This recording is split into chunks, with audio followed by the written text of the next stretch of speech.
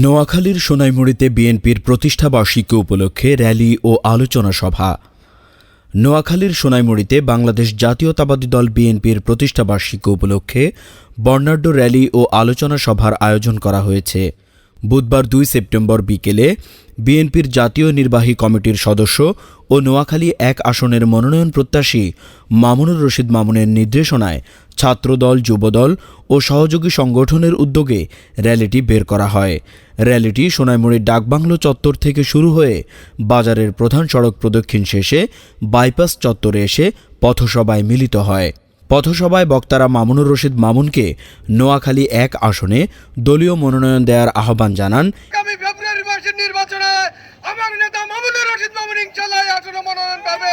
আমি সবাইকে বলতে পারি, আগামী দিনে মামুন ভাইকে তারের শীষে ভোট দিয়ে জয়যুক্ত করবেন এবং তার পক্ষে বিভিন্ন স্লোগান দেন।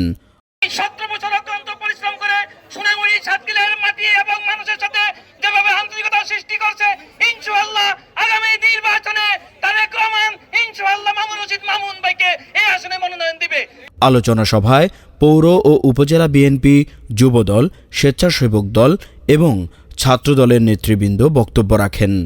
এই সোনাইমুড়ি সাতক্ষীর মাটি ও মানুষের নেতা, যিনি সংগঠনকে দুর্বার গতিতে নিয়ে যাওয়ার জন্য আপ্রাণ চেষ্টা করেছে, সেই আমাদের প্রাণপ্রিয় নেতা মামুনুর রশিদ মামুন ভাই কে আজকে আমরা দাবি করব, ওনাকে মনোনয়নপত্র দিয়ে কর্মীদের প্রাণের দাবি আপনি পূরণ করবেন। আমরা আশা করব এই মামুন ভাইয়ের যোগ্য নেতৃত্বের কারণে আজকে সোনাইমুড়ি সাতক্ষীরে দুর্বার গণ আন্দোলনে পরিণত হয়েছে। দল শক্তিশালী হয়েছে। দলকে যেভাবে মৃত্যুর দিকে ঠেলে দিয়েছে, সেইভাবে থেকে মৃত্যুর কোলের থেকে এই মামুন ভাই টেনে এনে দলকে পুনরুজ্জীবিত করেছে।